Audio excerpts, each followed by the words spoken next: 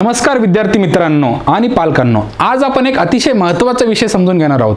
Diploma की engineering, 10वी नंतर काय करायचं हा अनेक विद्यार्थ्यांसाठी आणि पालकांसाठी मोठा प्रश्न असतो. तर आपण ह्या व्हिडिओ सेशनमध्ये दोघांमधला डिफरन्स बघणार आहोत, दोघातले काही फायदे काही तोटे बघणार आहोत. डिप्लोमा दॅट इज पॉलिटेक्निक हे आपण 10वी नंतर करू शकतो.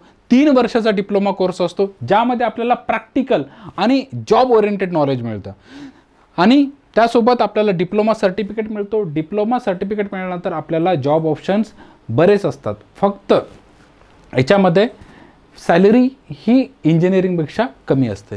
दुसरीकडे engineering B tech, bachelor of engineering and bachelor of technology, जे की आपल्याला 12th स्टँडर्ड PCM ग्रुप घेऊन करावं लागतं किंवा डिप्लोमा झाल्यानंतर दुसऱ्या वर्ष डायरेक्ट सेकंड इयरमध्ये सुद्धा आपण ऑप्शन घेऊ शकतो.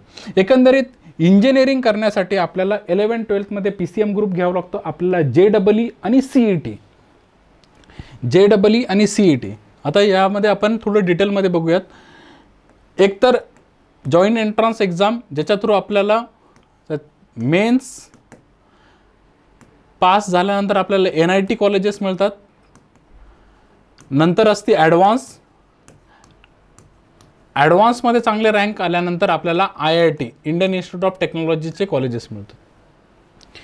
दुसरं आहे CET, MST CET, Maharashtra technical common entrance test, ज्याच्यामध्ये PCM कंप्लीट 200 मार्क्सला असतात आणि on the basis of score government colleges Maharashtra, त्याच्यातले काही ॲटोनॉमस कॉलेजेस पण आहे,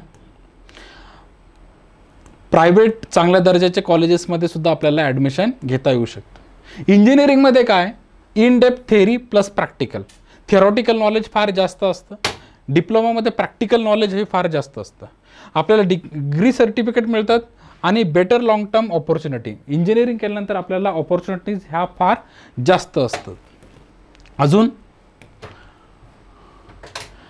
प्रॉस अँड कॉन्स, फायदे आणि तोटे डिप्लोमाचे. डिप्लोमाचे हे एवढे सारे फायदे आहे. 10th स्टँडर्ड नंतर लगेच आपल्याला डिप्लोमामध्ये ॲडमिशन घेता येऊ शकतं, ज्यामध्ये आपल्याला प्रॅक्टिकल नॉलेज आहे. फीस ही कम्पॅरेटिव्ह इंजिनिअरिंग कमी असते आणि याच्यासोबत जर आपल्याला पुढं चालून इंजिनिअरिंग करायचं असेल तर आपण सेकंड इयरला सुद्धा डायरेक्ट ॲडमिशन घेऊ शकतो.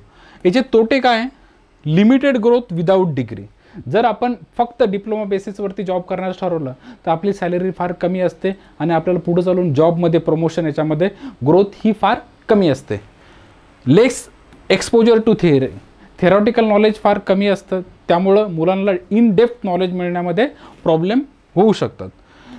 आता आपण इंजिनिअरिंगचे प्रॉस अँड कॉन्स बघू. इंजिनिअरिंगचे एवढे सारे फायदे आणि काही तोटे. फायदे काय काय, better career growth and salary. Engineering चांगल्या दर्जाच्या कॉलेजेसमधून झाल्यानंतर चांगले पॅकेजेसही मिळतात. याच्यानंतर आपण पोस्ट ग्रॅज्युएट ऑप्शन असतात आपल्यासमोर, ज्यामध्ये आपण गेट किंवा GRE, GMAT,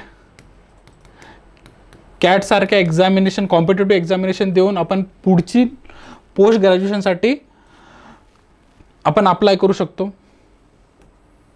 कोर जॉब आणि IT सेक्टरमध्ये जॉबसुद्धा आपल्याला अवेलेबल असतात. या कॉम्पिटेटिव्ह एक्झामिनेशनमध्ये आपण जे बघितलं होतं, याच्या व्यतिरिक्तही अजून बऱ्याचशा कॉम्पिटेटिव्ह एक्झामिनेशन असतात. आता याला एक्झॅक्टली तोटे नाही म्हणता येणार, पण हे प्रॉब्लेम आपल्याला फेस करावं लागतात. रिक्वायर्स 12th स्टँडर्ड, म्हणजे आपल्याला 12th नंतर CET, JEE ह्यासारख्या एक्झामिनेशन पास करूनच चांगल्या कॉलेजेसमध्ये ॲडमिशन घ्यावं लागतं. इंजिनिअरिंग जर चांगल्या कॉलेजेसमधून केलेलं असेल तरच आपल्याकडं चांगले जॉब अवेलेबल होऊ शकतात. High pressure and competition. आता ह्या JEE आणि CET ह्या हायली कॉम्पिटेटिव्ह एक्झामिनेशन आहे, त्यामुळे त्या मुलांना अभ्यासाचं 2 वर्ष प्रेशर सहन करावं लागतं. Next, career options.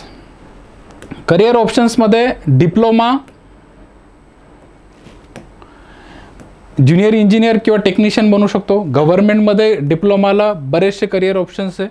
On the basis of diploma खूप साऱ्या गव्हर्नमेंटच्या ॲडव्हर्टाइजमेंट येतात, लगेच डिप्लोमानंतर जॉब अवेलेबल असतात. आणि दुसरं म्हणजे आपण इंजिनिअरिंगला डायरेक्ट सेकंड इयरला ॲडमिशन घेऊ शकतो.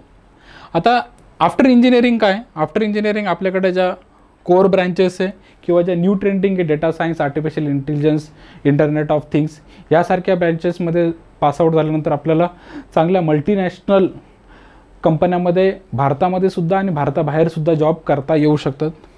MNCs आणि पब्लिक सेक्टर जॉब्स आपण कॉम्पिटेटिव्ह एक्झामिनेशनही देऊ शकतो आणि पुढे चालून ऑन्टरप्रेनरशिप, बिझनेस वगैरे सुद्धा स्वतःचा करू शकतो. तर इन शॉर्टमध्ये आपल्याला याच्यातून लक्षात आलेलं आहे हे टॉप कॉलेजेस आहे, top colleges of diploma and top colleges of engineering.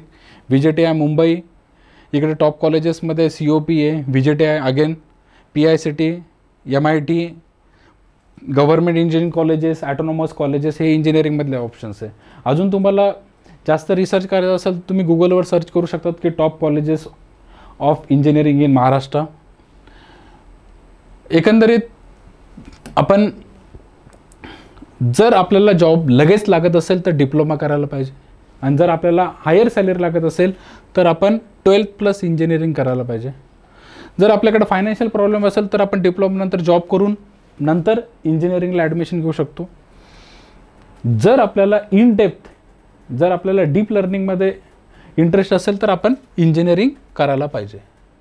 Next, हे शॉर्टमध्ये जेवढं आपण गोष्टी आतापर्यंत बघितलं की डिप्लोमा 3 वर्ष, start early, moderate salary, engineering 6 वर्षाचं असतं, इन टोटल 11-12+ 4 इयर.